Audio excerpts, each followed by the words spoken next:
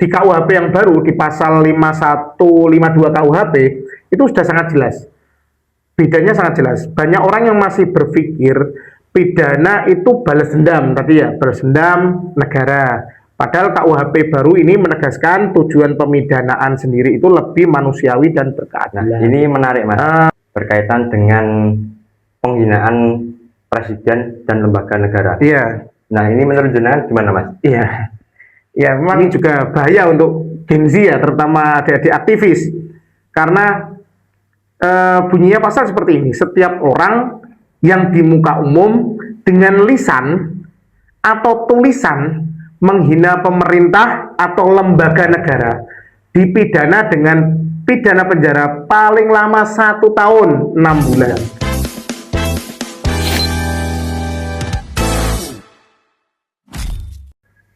Halo sahabat-sahabat, selamat datang di Goreng-Goreng Pergerakan. Mari kita memasak. Dengan saya Rangga Bagus Madani. Tentunya pada malam hari ini saya tidak sendiri, ditemani oleh narasumber kita, sahabat Sutresno, mahasiswa hukum doktoral Untak Surabaya, Mas. Iya. Topik pada malam hari ini kita membahas tentang KUHP baru yang masih hangat-hangatnya kemarin disahkan pada tanggal 1 Januari tahun 2023 dan diberlakukan di tanggal 2 Januari 2026. Membahas tentang KUHP baru ini gimana Mas? Tentang perbedaan yang KUHP yang lama. Iya. Menarik ya. KUHP baru ini memang kan sebuah aturan regulasi yang sangat-sangat baru dan mungkin hanya berapa bulan dari bulan Januari ini berlaku. Banyak penyesuaian-penyesuaian yang harus segera dilakukan oleh penegak hukum berkaitan dengan KUHP baru ini. Secara filosofi hukum dalam KUHP baru sangat berbeda dengan KUHP yang lama. Kalau kita mengacu pada filosofinya, kalau dari hukum kolonial ini di KUHP yang lama sekarang menjadi hukum nasional. Terus KUHP lama ini kan merupakan warisan Belanda kolonial. Sedangkan KUHP baru ini menegaskan bahwasanya hukum pidana di Indonesia ini harus lahir dari nilai bangsa sendiri yang berbasis Pancasila dan UUD 1945 itu. Tentunya kan bagi orang awam kan menjadi pertanyaan. Iya. Nah, kenapa kok sampai ada KUHP baru ini gimana, Mas? Iya, karena kita sudah terlalu lama memakai atau menikmati atau apalagi ya menggunakan KUHP yang lama. Sudah berlakunya mungkin dari usia saya lebih tua KUHP lama ya. Nah, hukum sendiri itu juga harus seiring perubahannya waktu, perubahan perkembangan zaman juga harus berubah. Tidak boleh hal-hal yang merupakan warisan kolonial, warisan budaya-budaya asing dan sebagainya itu masih diterapkan di zaman sekarang ini. Karena kalau melihat filosofinya juga dari KUHP lama dulu itu fokus pada menghukum. Kalau di KUHP yang baru ini lebih pada memulihkan seperti itu. Terus orientasi hukum pidananya juga cenderung pelaku itu yang KUHP yang lama itu merupakan musuh negara dan harus dipenjara ketika mereka melakukan perbuatan pidana, harus dipenjara. Kalau sekarang kan ada pergeserannya, bergeser dari pemidanaan bukan balas dendam seperti yang dulu, lebih pada alat untuk memperbaiki pelaku, terus memulihkan korban, terus memulihkan harmoni sosial di masyarakat. Yang terakhir, semangat restoratif justice itu ada di KUHP yang baru ini. Gitu. Berarti humanisme Mas berarti? Iya, lebih condong pada sama-sama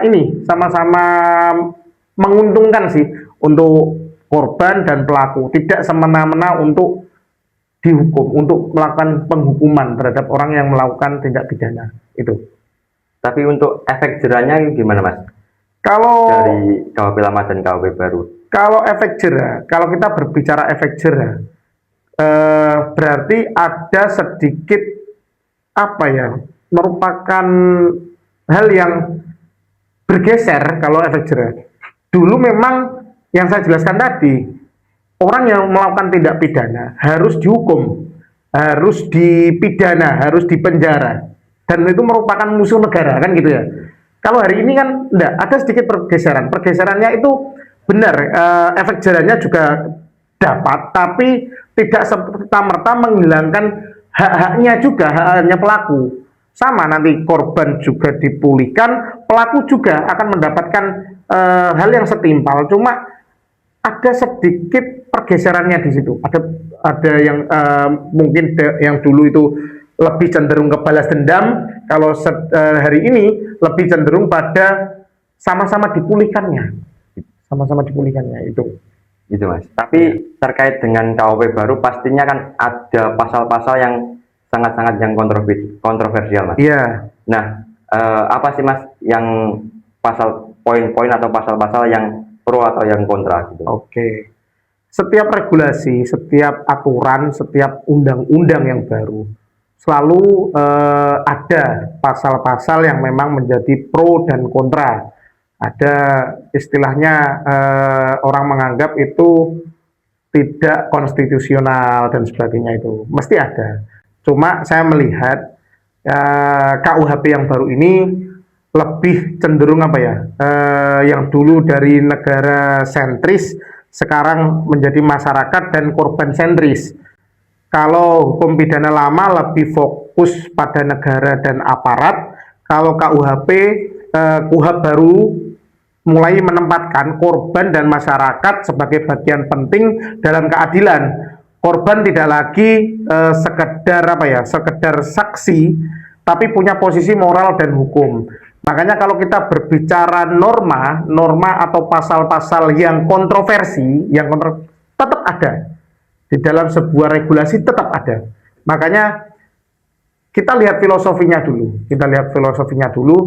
Ketika filosofi itu muncul dalam kajian terhadap aturan baru, silakan kalau norma-norma itu tidak sesuai dengan filosofi yang diterapkan dalam aturan baru itu, silakan untuk dilakukan judicial review seperti itu. Berarti masyarakat diberikan ruang lah untuk melakukan judicial review terhadap norma-norma atau pasal-pasal yang memang hari ini kontroversi gitu di KUHP yang baru. Kalau menurut saya ada beberapa pasal yang masih tahap kalau kajian atau analisa saya ada kontroversinya gitu. Tentunya kan tadi kan membahas tentang pro dan kontra tentang KUHP baru. Nah, pastinya kan ada dampak dari KUHP baru ini kepada masyarakat. Nah, dampak-dampak apa saja Mas yang diberikan kepada masyarakat? Oke, ketika kita berbicara dampak ya, kalau kita berbicara KUHP yang lama, ya kan, itu kan legalistiknya itu sangat kaku Mas, kaku. Kalau hari ini kita berbicara KUHP yang baru, itu lebih menonjolkan kepada keadilan substantif, gitu. Lebih menonjolkan keadilan substantif. Dalam hukum sering disebut cukup kalau sesuai prosedur. Sekarang mulai menekankan pada adil secara substansinya.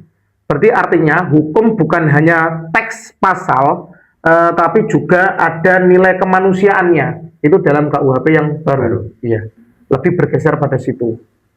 Gitu.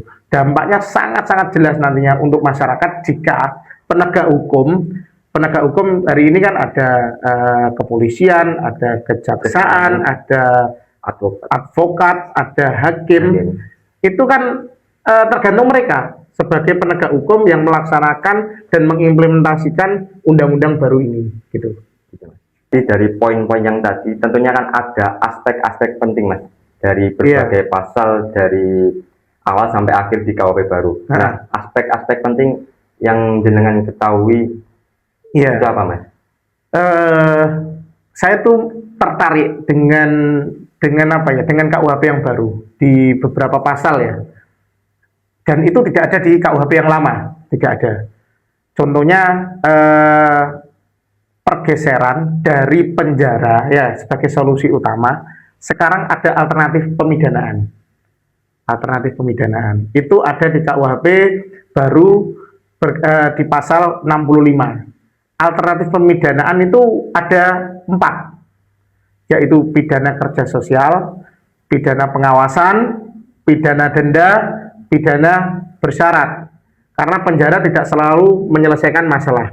Cuma sampai hari ini, berjalan mulai Januari hingga hari ini bulan April ya, belum ada putusan di Kabupaten Tuban yang sudah menerapkan berkaitan dengan penjara kerja sosial, pidana kerja sosial, pidana pengawasan, pidana denda atau pidana bersyarat. Itu belum di Tuban belum ada. Cuma saya melihat di kabupaten kota yang lain ada hakim yang sudah berani memutus seperti pidana kerja sosial maupun pidana pengawasan. Itu hal yang menarik di KUHP yang baru. Makanya saya bilang KUHP baru ini jika nantinya diterapkan dengan baik oleh penegak hukum dari kepolisian, kejaksaan, hakim, advokat, itu akan berjalan sangat-sangat bagus dan sangat berdampak pada masyarakat. Kalau menurut saya seperti itu. Saya mau tanya Mas, terkait dengan penahanan objektif gimana Mas? Oke. Penahanan objektif kan itu kan di bawah 5 tahun. Iya. Nah, tentunya atas 5 tahun itu kan tidak termasuk penahanan objektif. Jadi gimana Mas? Makanya kan tadi ada pemidanaan ada 4 ya. Ada 4 terkait dengan pemidanaan, ada pidana pengawasan, kerja sosial dan sebagainya tadi ya. Itu merupakan apa ya? Secara kita ada aturan-aturan yang memang mengatur keadilan substantif, seperti ketika tuntutan di bawah 5 tahun, tuntutan di bawah 3 tahun, tuntutan di atas 5 tahun.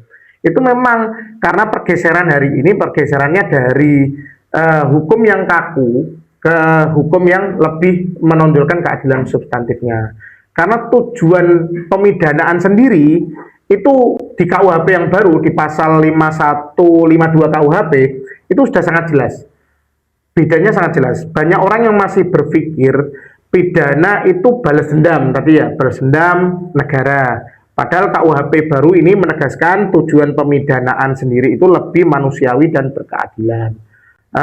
Pasal 51 KUHP baru, untuk apa orang dipidana? KUHP baru menyebut 4 tujuan yang tadi, terkait dengan mencegah kejahatan, membina terpidana, itu kan, terus memulihkan konflik sosial, terus menumbuhkan penyesalan, tetap ada penyesalan. Makanya bahkan berkaitan dengan penahanan sendiri, kepolisian, di sini kepolisian ataupun kejaksaan sendiri tidak bisa serta-merta langsung melakukan penahanan terhadap orang-orang yang berperkara dengan hukum. Tidak bisa. Ada syarat-syarat yang dalam KUHP itu masih bisa dinegosiasi. Tidak bisa harus langsung dipenjara. Kayak tadi tuntutan di bawah 5 tahun atau tuntutan di bawah 3 tahun atau dipiring lah, tindak pidana ringan. Itu masih bisa untuk tidak serta-merta pelaku ini harus ditahan. Masih mempunyai hak lah dia untuk bisa di luar asalkan syarat-syaratnya terpenuhi. Ada syaratnya, belum pernah melakukan tindak pidana, pidananya baru sekali itu, terus tidak ada upaya untuk mengulangi perbuatannya. Lah, itu pergeserannya di situ sangat bagus. Kalau kita berbicara objektif tadi, objektivitas, karena tidak serta-merta orang hari ini, orang yang melanggar hukum harus dilakukan penahanan. Ada syarat-syarat itu sendiri. Gitu.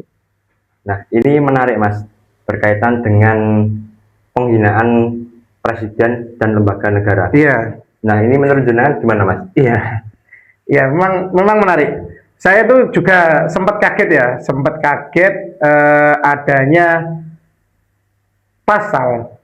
adanya pasal di KUHP itu kalau nggak salah di bab 4, kalau nggak bab 5 terkait dengan penghinaan lembaga negara. Padahal Mahkamah Konstitusi sendiri baru saja di tahun 2025 itu memutus bahwasanya pencemaran nama baik itu dikecualikan kecuali terhadap lembaga negara. Maksudnya ketika seseorang mengkritik pemerintah itu tidak serta-merta dia harus dikriminalisasi, tidak harus, dan tidak boleh lembaga negara itu mengajukan melaporkan, karena ini merupakan delik aduan, tidak boleh melaporkan hal tersebut ke penegak hukum. Cuma kalau kita melihat di KUHP yang baru ini, di pasal 240 di KUHP yang baru ini muncul, padahal hal itu pernah diputus Mahkamah Konstitusi ketika ada gugatan berkaitan dengan Undang-Undang ITE yang terkait dengan pencemaran nama baik terhadap lembaga negara itu dikecualikan. Tapi di sini di KUHP yang baru memang muncul lagi di pasal 240. Ini juga bahaya untuk Gen Z ya, terutama adik-adik aktivis, karena bunyinya pasal seperti ini: setiap orang yang di muka umum dengan lisan atau tulisan menghina pemerintah atau lembaga negara dipidana dengan pidana penjara paling lama 1 tahun 6 bulan atau pidana denda paling banyak kategori 2, kan gitu. Terus di ayat kedua menegaskan, dalam hal tidak pidana sebagaimana dimaksud pada ayat 1 berakibat terjadi kerusuhan dalam masyarakat, dipidana dengan pidana penjara paling lama 3 tahun atau denda paling banyak kategori 4. Ini muncul di KUHP yang baru, di KUHP nasional. Ini menarik untuk adik-adik aktivis kaji betul. Karena bunyi norma pasalnya di pasal 240 ayat 1 itu setiap orang, subjeknya setiap orang, subjek hukumnya setiap orang. Kenapa setiap orang? Di mana ini? Di muka umum. Di muka umum berarti apa? Di depan masyarakat ataupun di ketika kalau kalian aksi kan gitu ya, aksi di muka umum. Dengan apa perbuatan itu? Aktus seriusnya apa? Perbuatannya adalah lisan atau tulisan. Biasanya adik-adik aksi kan pakai, sahabat-sahabat aksi pakai apa? Ini loh, banner dan sebagainya. Tulisan atau lisan. Nah, aktus seriusnya, kejahatan apa yang diperbuat, pidana apa yang diperbuat? Menghina pemerintah atau lembaga negara, dipidana dengan penjara 1 tahun. Ini kan apa ya, termasuk mengagetkan juga pasal ini, pasal 240. Dan di penyesuaian pidana memang pasal ini tidak diatur. Maka dari itu pasal 240 KUHP baru ini hari ini masih berlaku. Maka sahabat-sahabat semuanya juga hati-hati. Kalau kita istilahnya pasal atau norma menghina, yang dimaksud menghina ini seperti apa, ini sangat luas. Harus ada penjelasan juga. Menghina apakah itu menghina pribadi, pemerintahnya itu bupati, wali kota, gubernur, atau presiden atau wakil presiden dan sebagainya, atau menghinanya ini berkaitan menghina program kerjanya, visi misinya. Nah, ini kan sangat luas. Apabila penghinaan ini diambil sisi sempit, banyak nanti yang akan orang-orang yang melakukan aksi itu akan ditangkap semuanya. Kalau ini diartikan secara sempit ya. Maka dari itu saya juga berharap sih ada yang berani melakukan gugatan di Mahkamah Konstitusi berkaitan dengan pasal ini, karena norma pasal ini meskipun bunyinya tidak sama di Undang-Undang ITE, waktu digugat di Mahkamah Konstitusi sudah dihapus sama Mahkamah Konstitusi berkaitan dengan pasal pencemaran nama baik terhadap pemerintah atau lembaga negara. Ini juga delik aduan. Berarti ketika pejabat publik pemerintah hari ini, kepala dinas, bupati dan sebagainya, itu pejabat publik, dia merasa dia dihina, lembaganya dihina. Pemerintah kan sebuah lembaga negara, dihina. Dia bisa mengajukan melaporkan orang yang dianggap menghina lembaga negaranya ini ke kepolisian. Karena memang ini merupakan delik aduan dan pihak yang melaporkan adalah kepala atau pimpinan lembaga negaranya itu. Menarik ini. Berarti yang undang-undang ITE itu dikesampingkan Mas dengan adanya KUHP yang baru tentang Iya. pencemaran nama baik. Kalau dikesampingkan, kalau menurut saya ini merupakan norma baru ya, norma baru.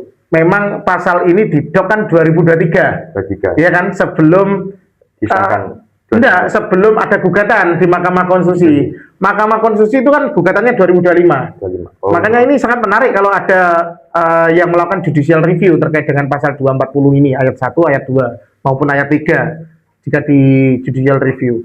Maka dari itu sangat-sangat saya mendukung kalau ada aktivis dari sahabat-sahabat PMII melakukan gugatan judicial review ke Mahkamah Konstitusi berkaitan dengan pasal 240 KUHP itu. Uji material Mas. Uji material. Oke Mas, tadi kan menarik Mas dari aspek tentang pencemaran nama baik terhadap lembaga penghinaan atau pencemaran nama baik terhadap lembaga negara dan pejabat pemerintahan. Nah, pastinya kan ada banyak Mas di dalam KUHP yang baru ini ada celah-celah untuk disalahgunakan dari penegak hukum, dari advokat maupun dari jaksa, itu kan pasti ada Mas. Iya. Nah menurut Jenan gimana Mas?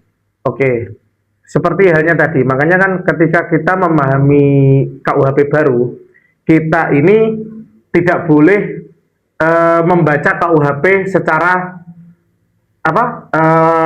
hanya utuh saja di KUHP baru, tapi kita harus membaca KUHP terkait dengan Undang-Undang Penyesuaian Pidana. Itu juga berlaku di Januari kemarin di 2026. Itu juga menarik karena apa? Kalau kita membaca Undang-Undang KUHP nasional tanpa memahami Undang-Undang Penyesuaian Pidana, itu sesat berpikir. Nah, tadi pertanyaannya, jika itu penegak hukum tidak mempraktekkan atau apa itu, nah ini kembali lagi ke penegak hukumnya. Mau nggak penegak hukum ini menjalankan KUHP baru atau Undang-Undang Penyesuaian baru ini sesuai dengan realnya, ataupun dia hanya mengambil celah-celah bagaimana celah itu dimanfaatkan oleh segelintir orang, kan gitu kan? Iya. Ya, contoh restoratif justice.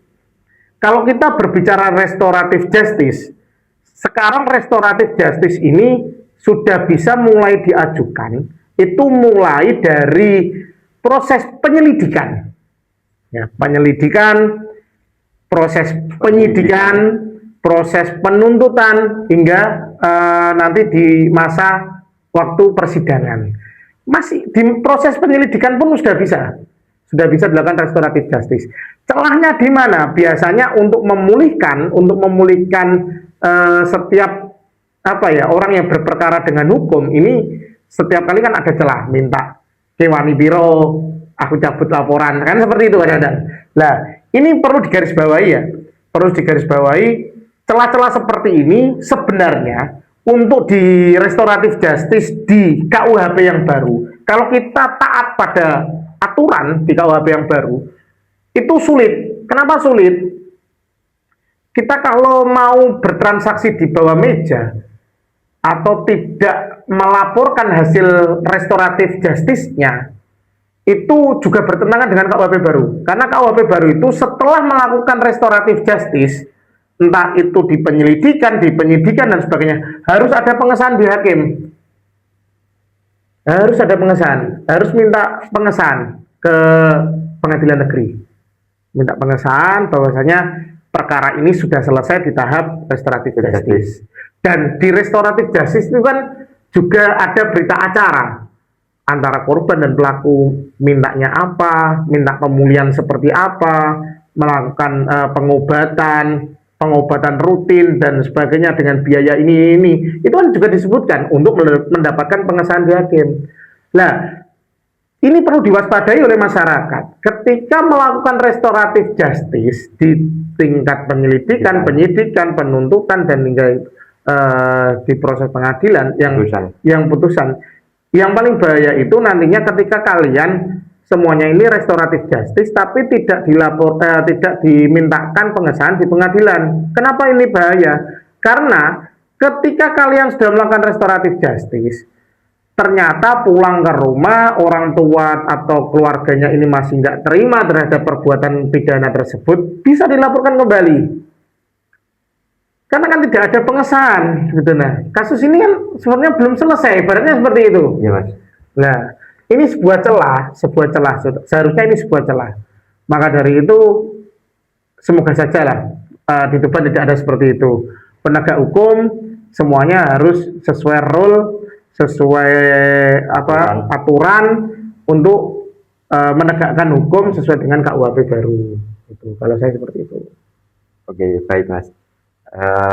Ini mas, bagi kita dari mahasiswa yang sering ikut demo atau unjuk rasa gitu mas, edukasi apa sih mas terkait dengan tadi yang berkaitan dengan penghinaan atau dan pencemaran nama baik terhadap pemerintah atau pejabat negara? Iya, kalau untuk sahabat-sahabat semuanya ya, kita kalau belajar KUHP baru, memang KUHP baru ini didoknya 2023 ya, didok 2023 berlaku di 2026.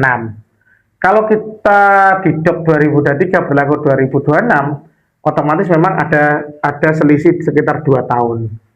Nah, di pasal 240 tadi berkaitan dengan menyampaikan di muka umum, penghinaan, pasalnya itu setiap orang di muka umum dengan lisan atau tulisan menghina pemerintah atau lembaga negara. Itu kan pernah diuji material di Undang-Undang ITE-nya.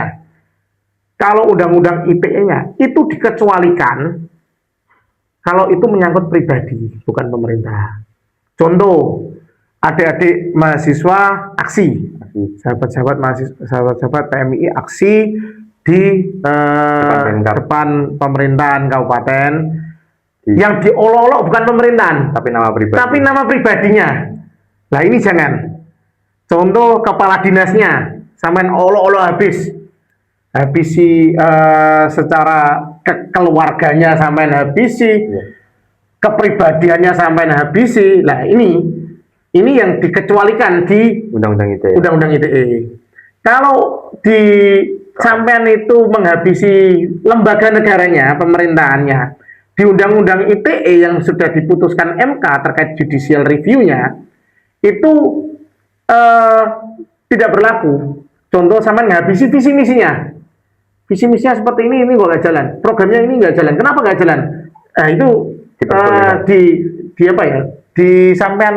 sampaikan kenapa nggak jalan dan sebagainya. Kritik kan sifatnya membangun mereka pemerintahan itu sadar.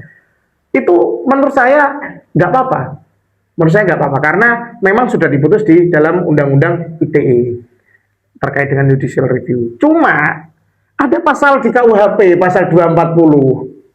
Kalau itu pemerintahnya itu baperan ya kalau saya bicara baperan atau pemerintahannya itu nggak melaporkan, emosian dulu, emosi, lembaga negaranya dikritik habis-habisan,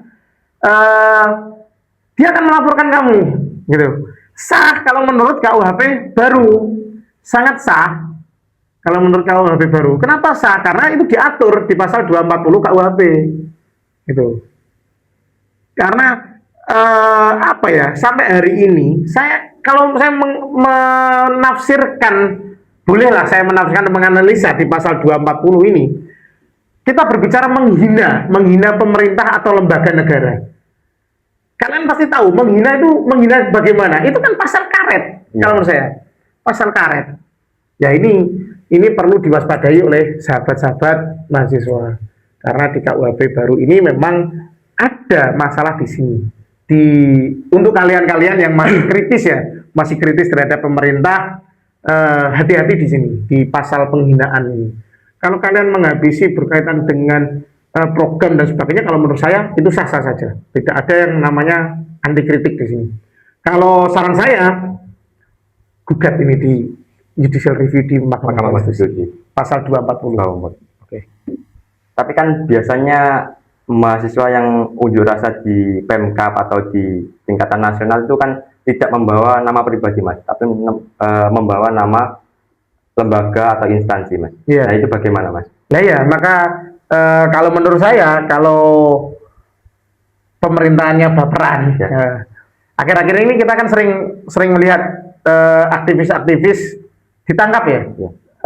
Dilaporkan, bukan ditangkap, dilaporkan atas dasar entah itu makar seperti Mas Ferry Amsari atau terkait mengkritik ketahanan pangan.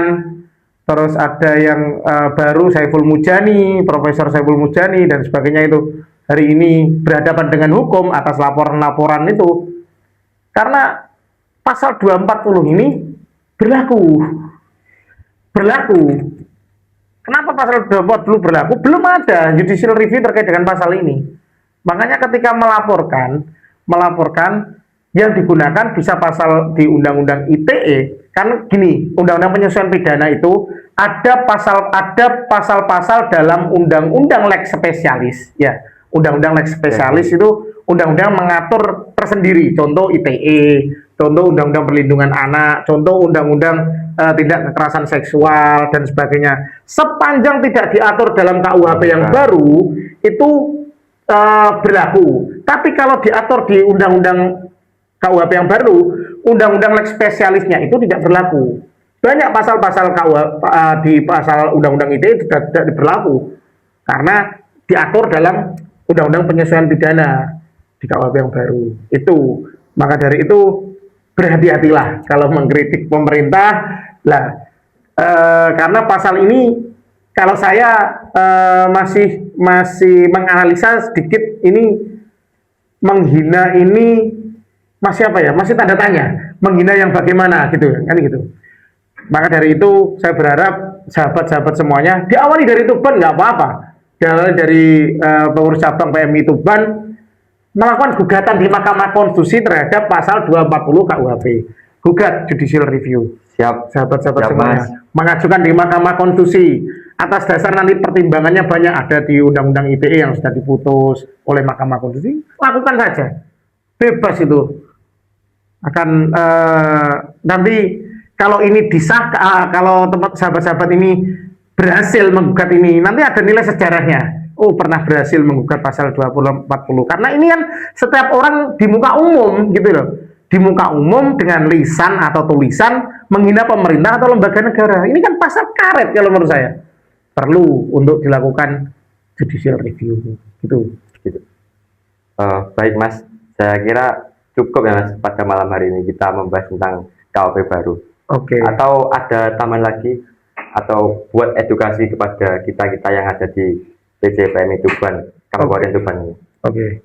Kalau kita berbicara KUHP nasional hari ini, kalau saya ya, KUHP nasional ini filosofinya sudah sangat bagus.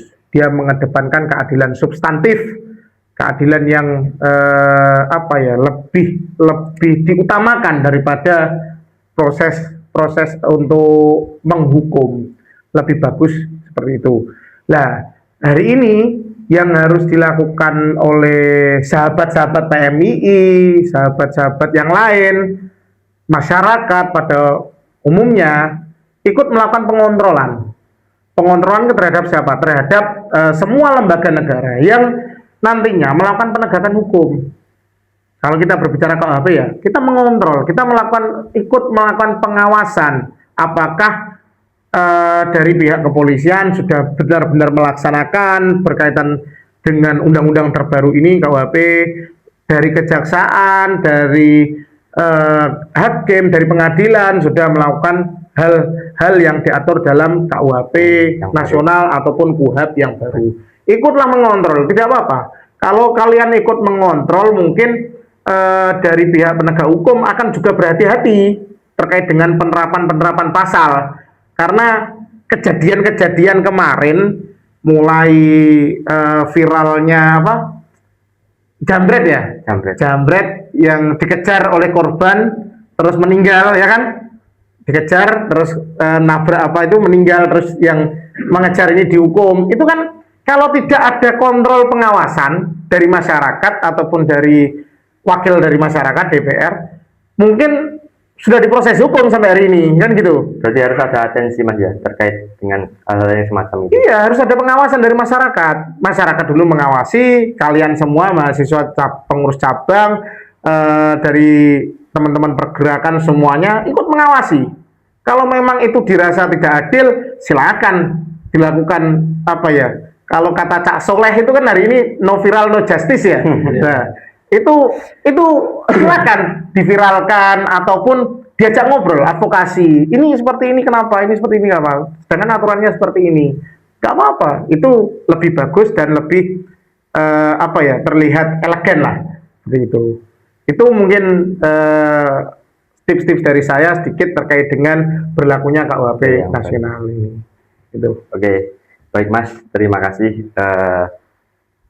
atas waktunya dari sahabat Sutresno. Ini benar-benar menarik sahabat-sahabat.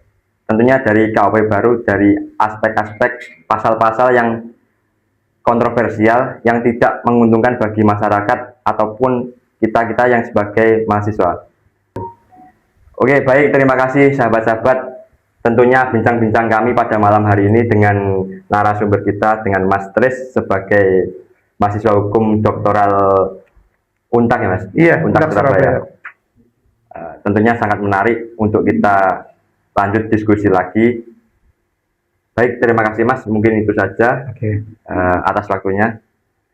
Wallahul muwaffiq ila aqwamit thoriq. Assalamualaikum warahmatullahi wabarakatuh. Waalaikumsalam warahmatullahi wabarakatuh.